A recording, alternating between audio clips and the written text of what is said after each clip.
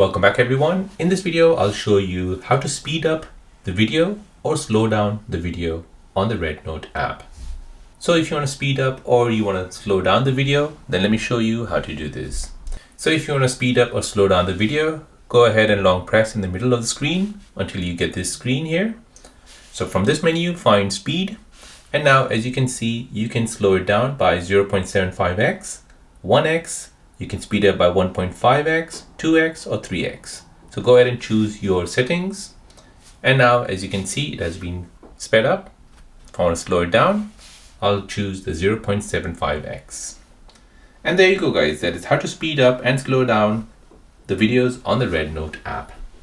If you're new on the channel and you want to find out more about your iPhone, your Android phone or any other social media apps, then don't forget to subscribe to this channel to become a part of the Simple Dad community. Hit the like button if you find this video useful.